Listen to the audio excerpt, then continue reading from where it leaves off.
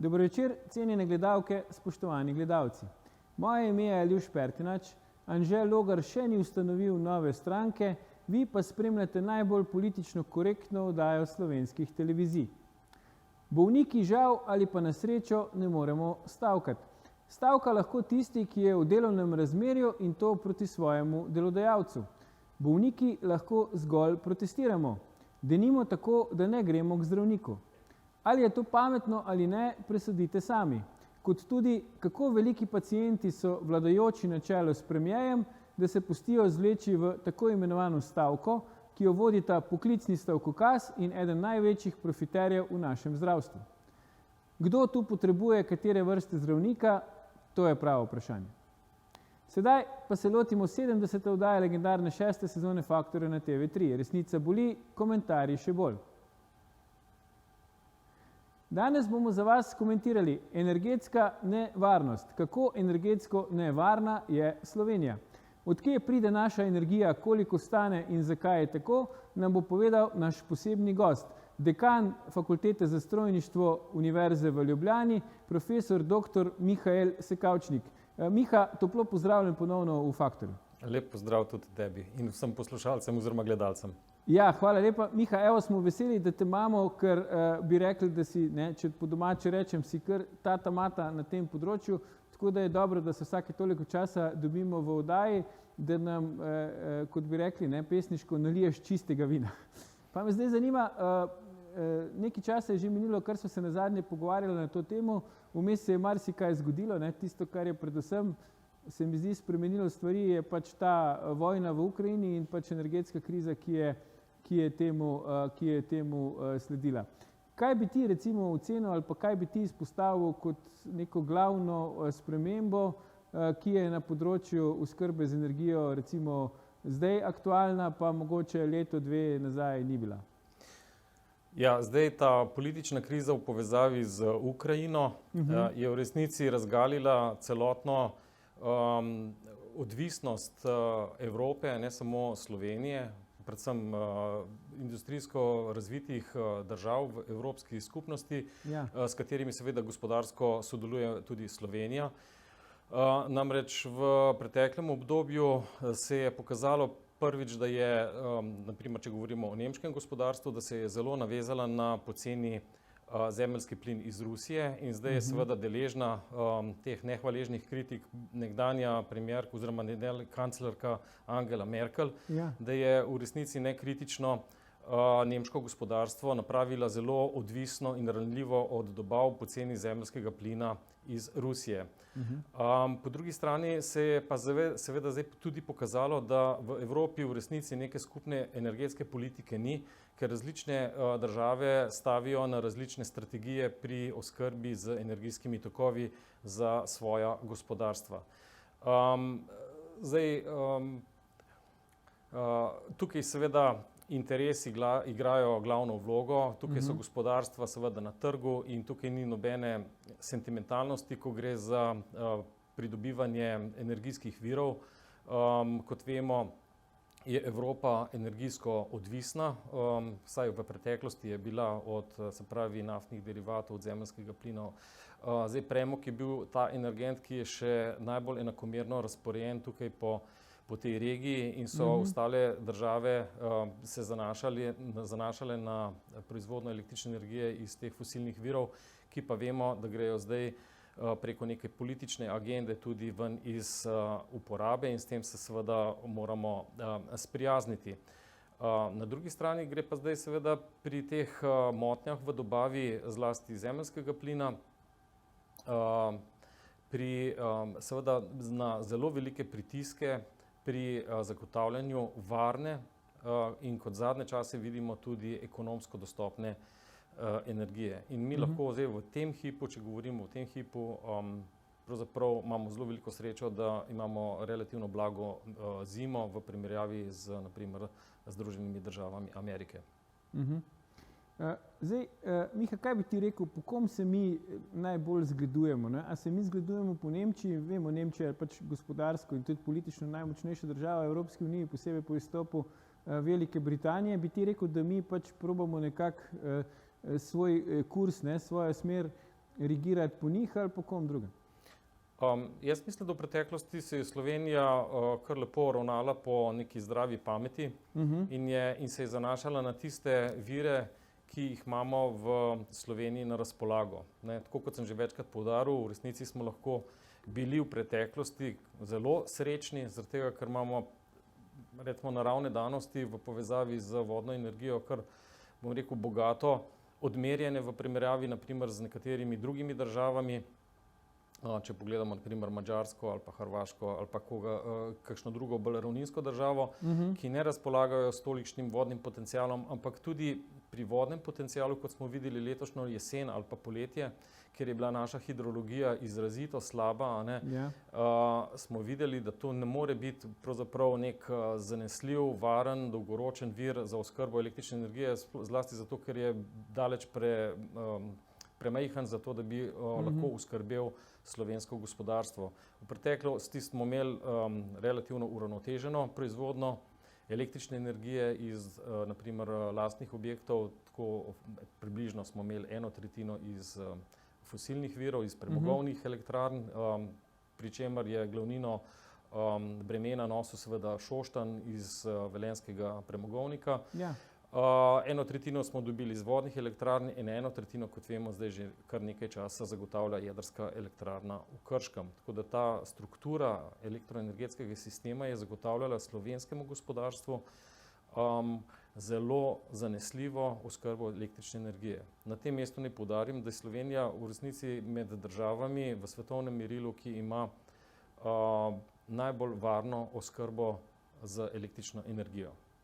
Najmanj od izpadov, se pravi nenačrtovanih izpadov, ki bi bile posledica odpovedovanja elektroenergetskega sistema, če izvzamemo seveda kakšne naravne katastrofe, kot se spomnimo pred leti žled, ampak to je pač neka čisto druga okoliščina. Usamljen primer v bistvu, ne?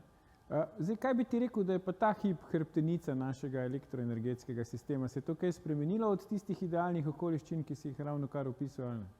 Ta hip je hrbtenica elektroenergetskega sistema prav gotovo jedrska elektrarna v Krškem, ker je to v resnici edini stabilni vir, ki zagotavlja recimo velike energijske tokove, tako za slovensko gospodarstvo, kot vemo, tudi polovico te moči ali pa energijskih tokov gre na Hrvaško.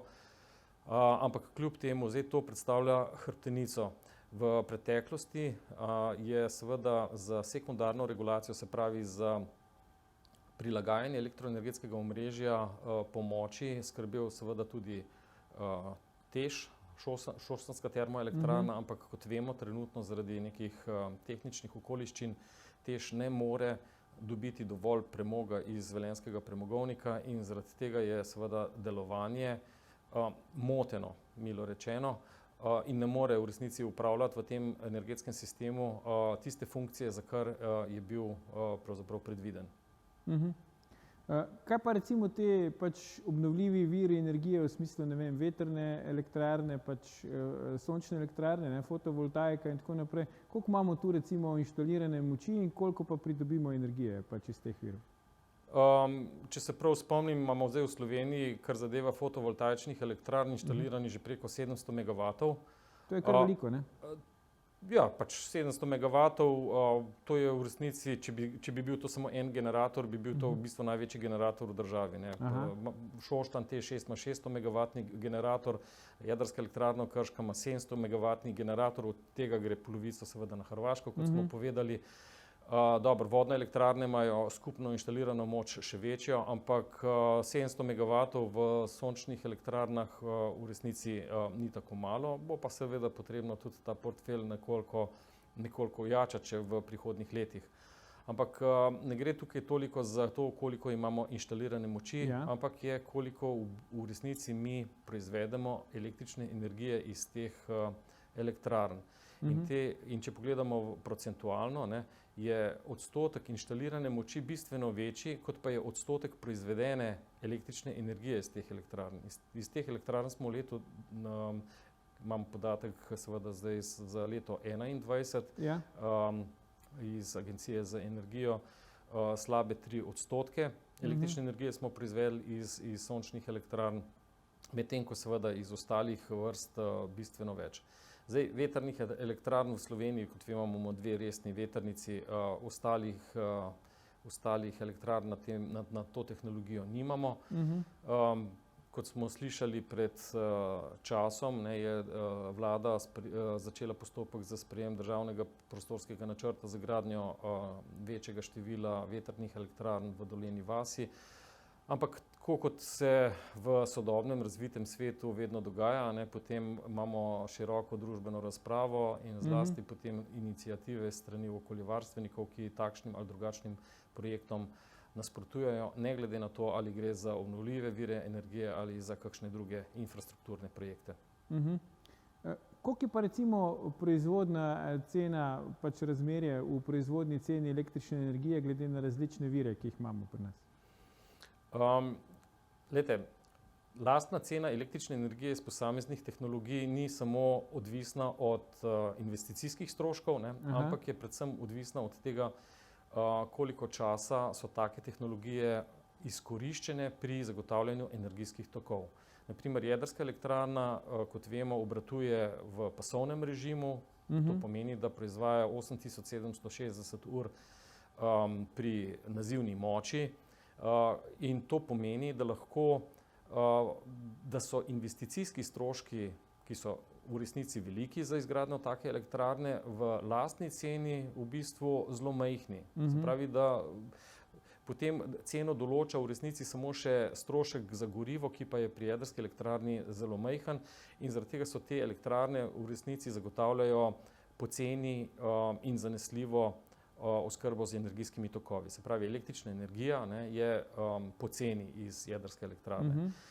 Zdaj, naprimer, premogovne elektrarne, kot vemo, lastna cena električne energije je funkcija seveda tudi investicijskih stroškov, za katere iz tega stališča si želimo, da bi take elektrarne obratovale čim dlje časa, podobno kot pri jedrskih elektrarnah. Imamo pa seveda tukaj bistveno večje stroške povezane z gorivom, zlasti če zraven prištejemo še te emisijske kupone, CO2 kupone, ki so tudi v bistvu nek, bom rekel, inštrument, s katerimi se želi v bistvu narediti to proizvodno na umeten način nekonkurenčno. Miha, če se strinjaš, predlagam, da si tukaj vzameva krajši premor, ampak ne nama uiti, gledalke, gledalci, se vrneva po oglasih, ko nadaljujeva s komentiranjem, kako energetsko nevarna je Slovenija. Ostanite.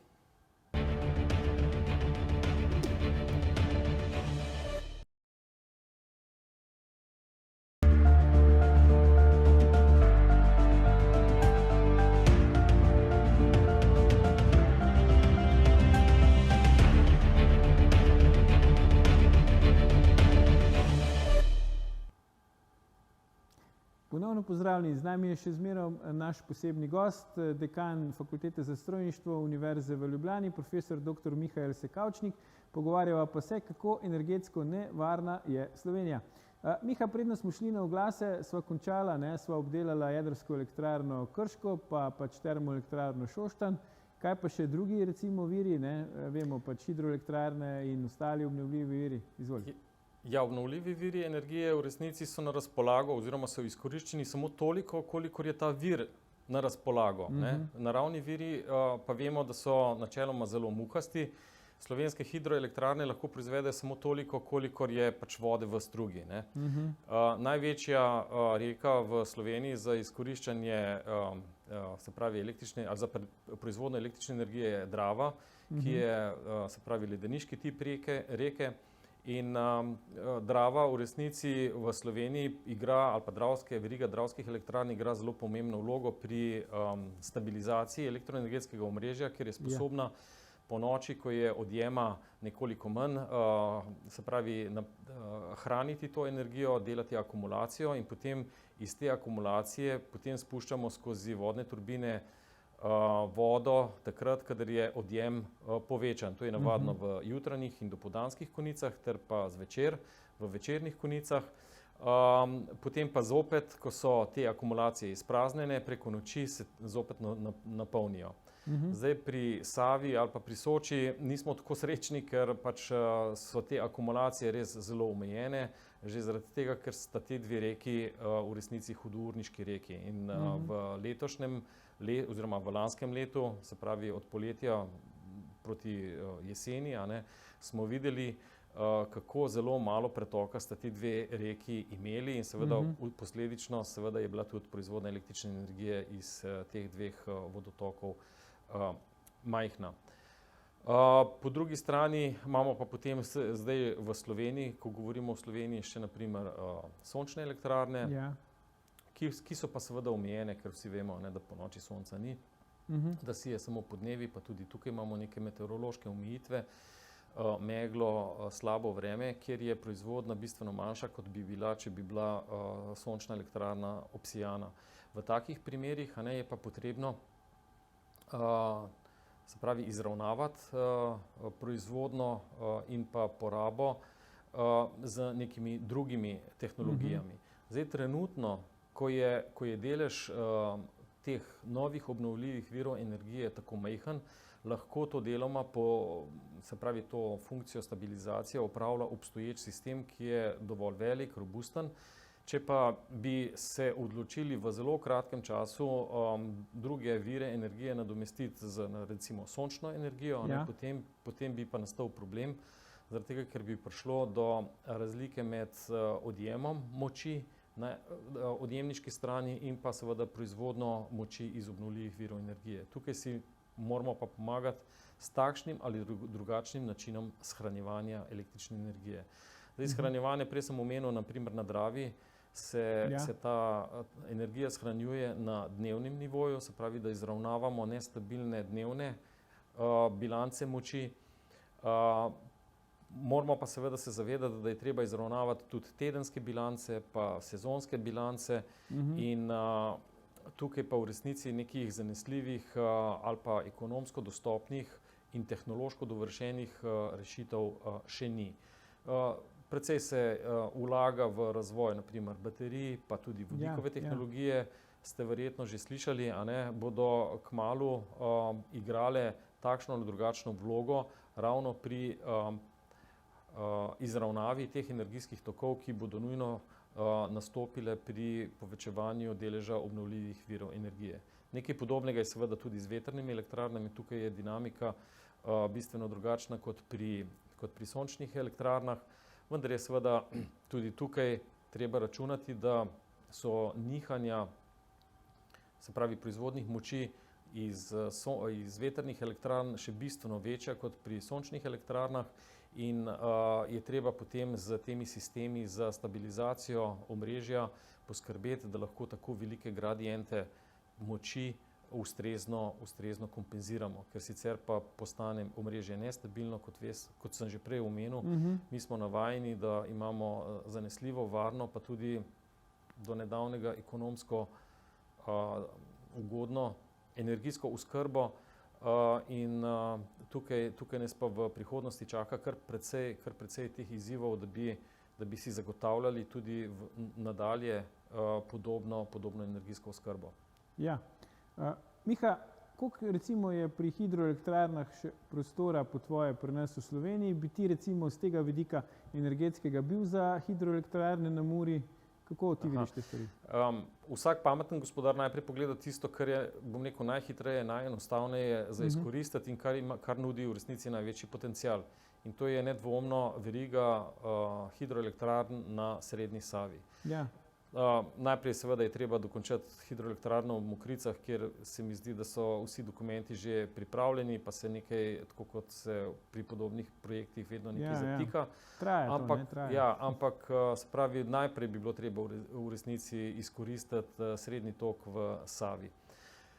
Zdaj, kar zadeva Muro, je treba povedati, da seveda Mura je energetsko izkoriščena v Avstriji in je energetsko izkoriščena na Hrvaškem.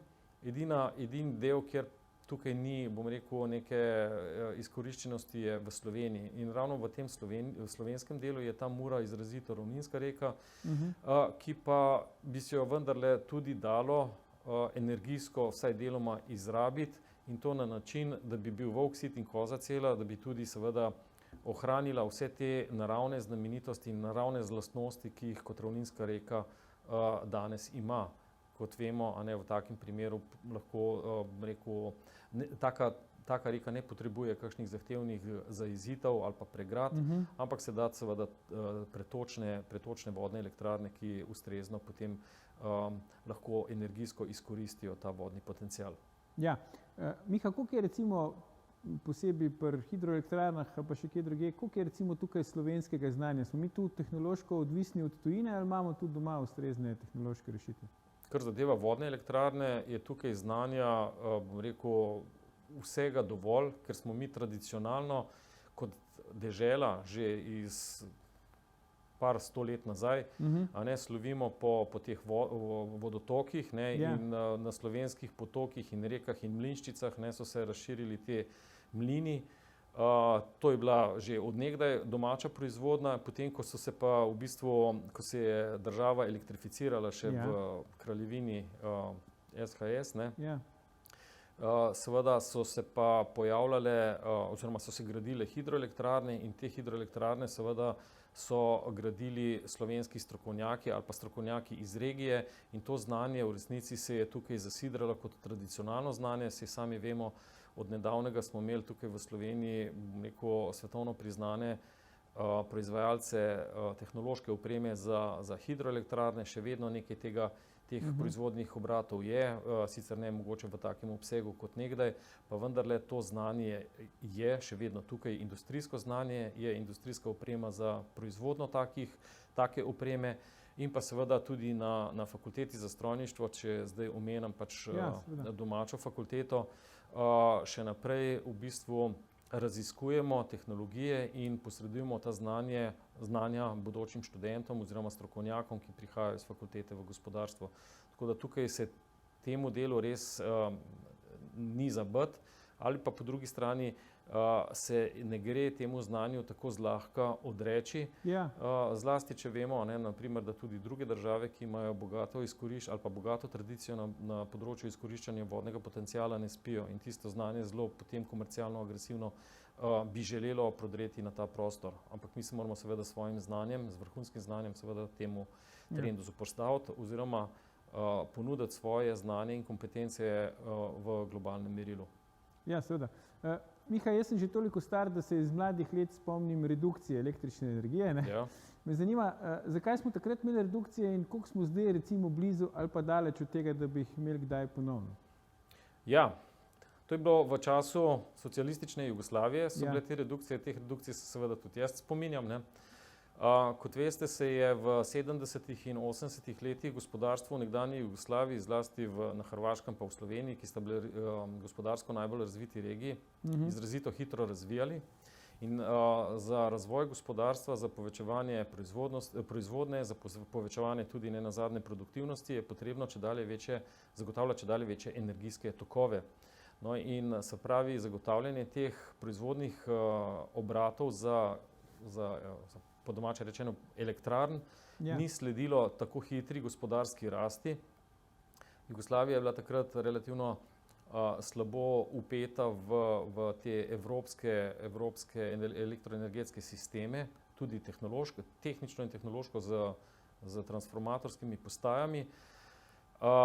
In v takih okoliščinah, vedno, če se vi povezujete v širše sisteme, veljajo neka pravila igre in eno od teh pravil iger je, da vsaka država, ki se v tak sistem poveže, mora zagotavljati porabo ali pa odjem električne energije iz lastnih proizvodnih virov. In kot sem prej omenil, te proizvodni viri niso bili na razpolago, ker so se prepočasi odzivali na potrebe gospodarstva.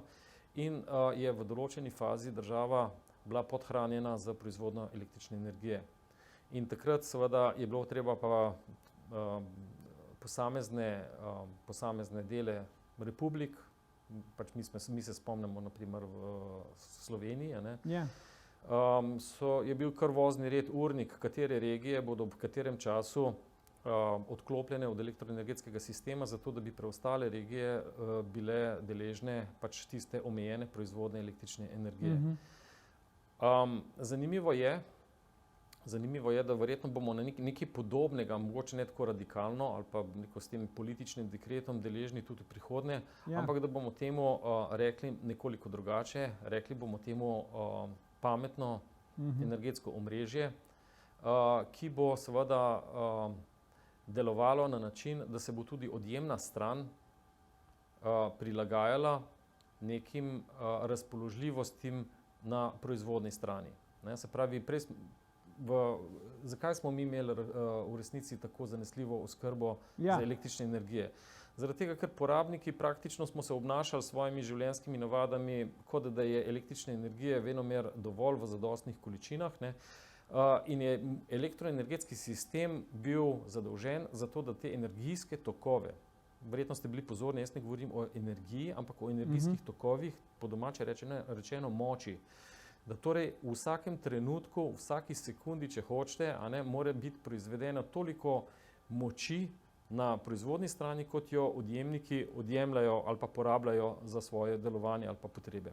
Natanko toliko v bistvu je najboljše. Natanko tako, fizikalno gledano natanko tako, in to mora biti časovno usklajeno. In zaradi tega sem prej že omenil, je tako pomembno, da se ustvarjajo te akumulacije, naprimer na Dravi, da ti dravske elektrarne lahko v bistvu vsak trenutek prilagajajo proizvodne moči glede na potrebe v elektroenergetskem omrežju. In zato seveda skrbi naprimer Eles na prenosnem omrežju v Sloveniji.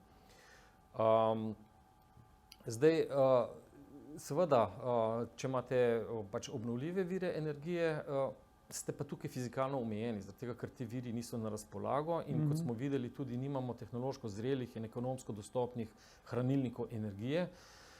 Zaradi tega bo treba vzpostaviti, ali pa se že vzpostavlja, so tudi že pilotni projekti napravljeni, da se tudi odjemna stran prilagaja tem proizvodnim okoliščinam, kar pomeni, da takrat, kadar je veliko energije, bo ta energija verjetno cenovno dostopnejša in bojo uporabniki ali pa odjemalci obveščeni o tej ceneni energiji. Takrat, ko bo pa energije primanjkovalo, se bo pa verjetno vzpostavila zelo hitro neka borza, ker bo cena narasla, ponudba in povpraševanje, in bodo nekateri odjemalci v resnici ekonomsko zainteresirani, da se odrečejo tistim energijskim tokovom, tisti hip in preložijo neke dejavnosti na kasnejše obdobje, ko bodo ti energijski tokovi zopet bolj dosegljivi. Se pravi, vzpostavi se na nek način nek trg, neka borza te energije in na tej borzi aktivno participirajo seveda tudi odjemalci in temu rečemo aktivno energetsko omrežje.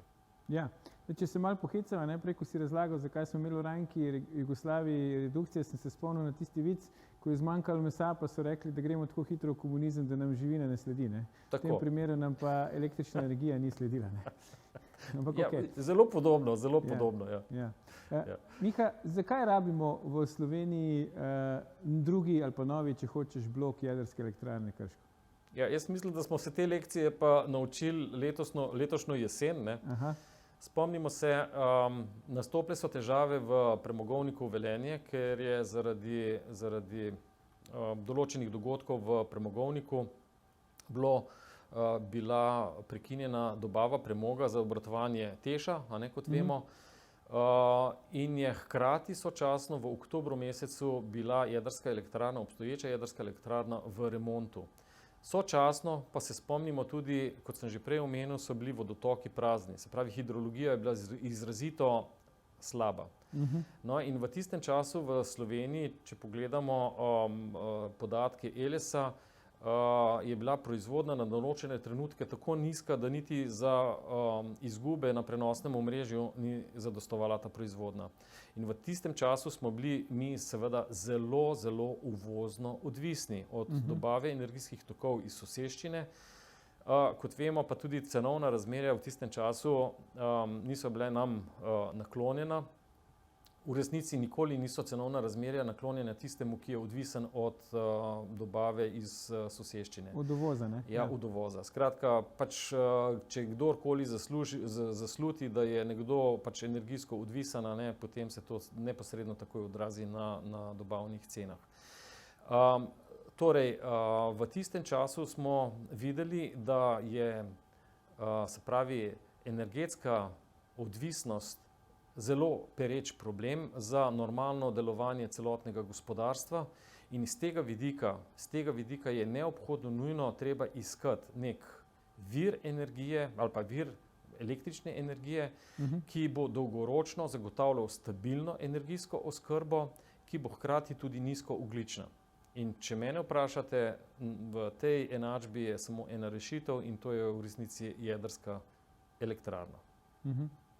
Zdaj, na nek način so tudi tisti, ki so bili najbolj proti, spomnimo se pred leti, ko je bila tista velika nesreča jedrska na Japonskem, so pač nemški zeleni politična stranka so zahtevali pospešeno zaprtje jedrskih elektrarn, Nemčija je hotela popolnoma preiti na druge vire energije, na jedrsko energijo. Zdaj se te stvari tudi verjetno zaradi krize, ki je aktualna, spreminjajo, tudi Evropska unija, zdaj šteje pogojno vsaj pač jedrsko energijo kot obnovljiv vir energije, da tako rečem.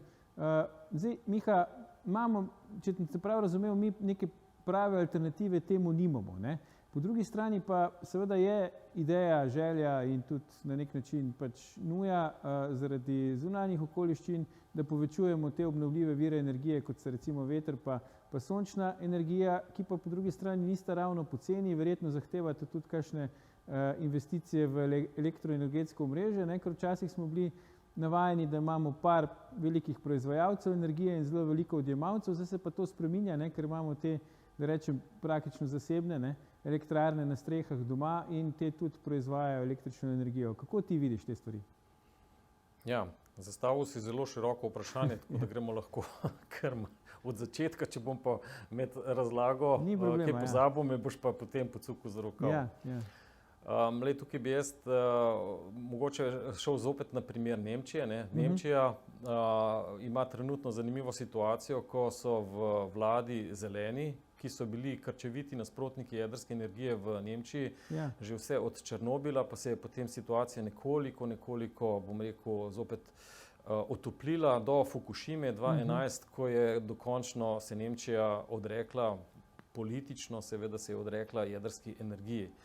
No, ampak prejšnjo jesen, oziroma potem, ko se je razplantela ta ukrajinska kriza in motnje za dobave zemeljskega plina in potem, ko so ti plinovodi pod Severnim morjem bili tudi uničeni v teh sabotažah, in potem seveda, ko je prišla tudi zdaj postkoronska rast gospodarstva, je bila Nemčija zopet v tej zanimivi situaciji, da so celo zeleni v vladi pristali na to, da se preostali 3 jedrski reaktorji, se pravi, ohranijo, da se njihova proizvodnja nadaljuje.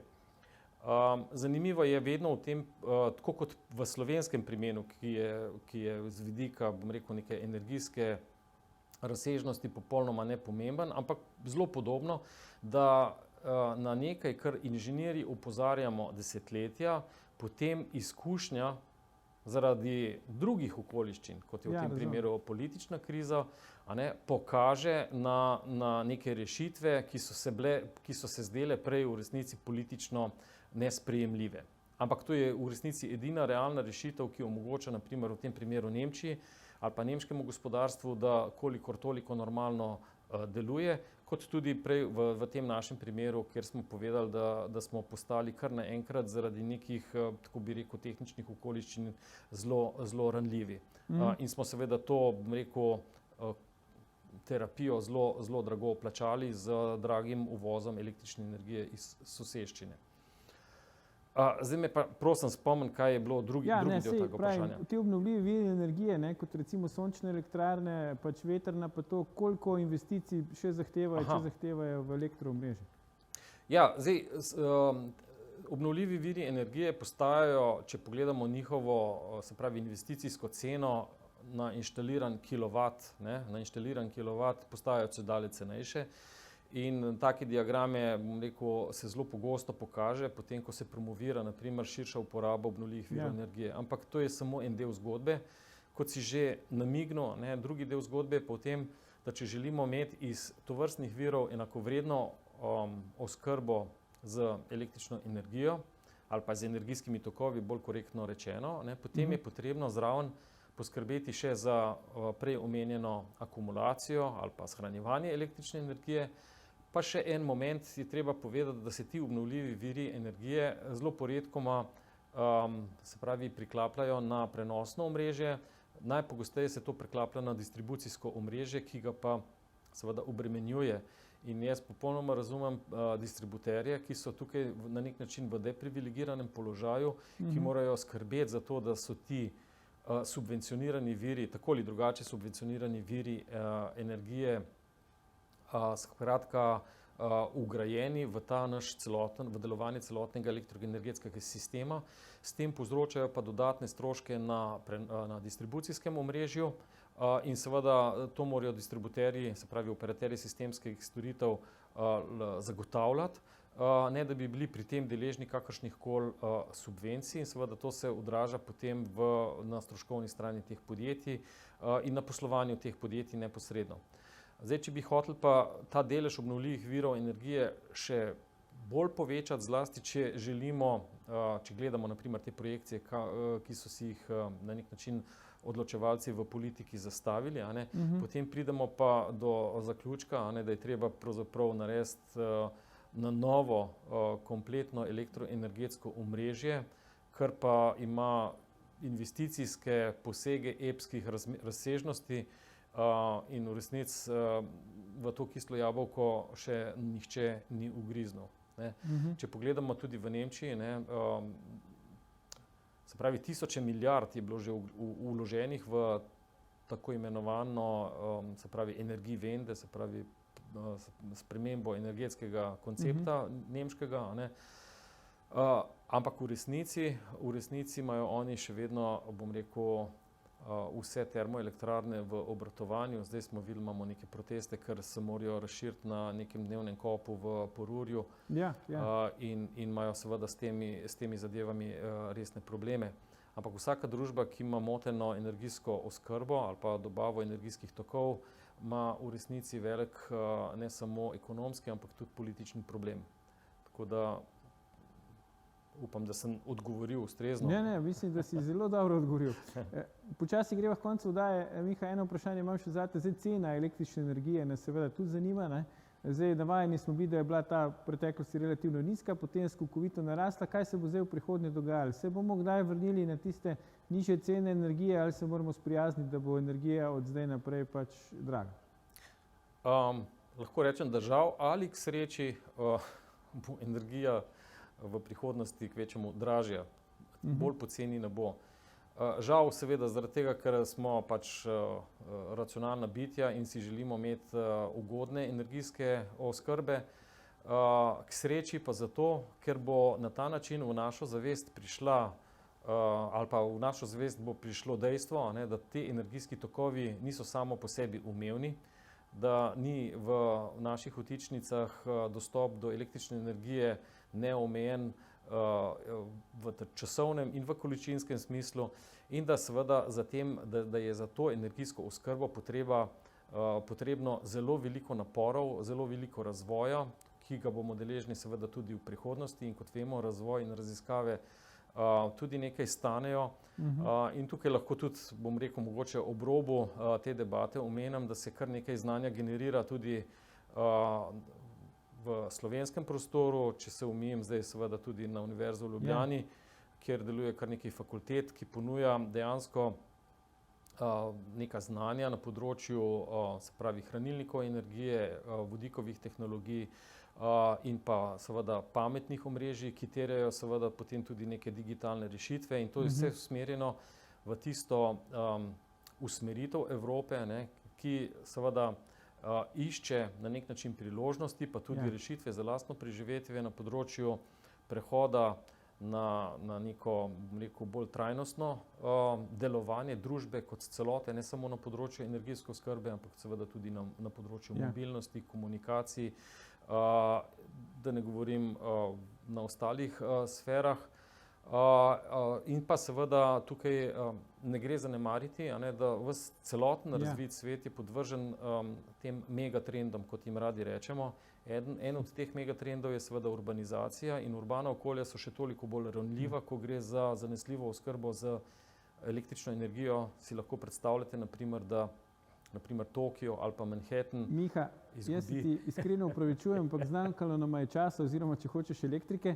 Najlepša hvala, profesor dr. Mihael Sekavčnik, za tvoje gostovanje v naši oddaji. Gledalke, gledalci, to je bil o tem, kako energetsko nevarna je Slovenija, že 826. faktor na TV3. Gledajte našo oddajo tudi ta konec tedna, mi pa se v živo spet vidimo v ponedeljek, ko bomo komentirali levi populizem. Zakaj je bolj nevaren od janšizma? Ne zamudite, predvsem pa ne pozabite. Ni vseeno, kdo kaj reče.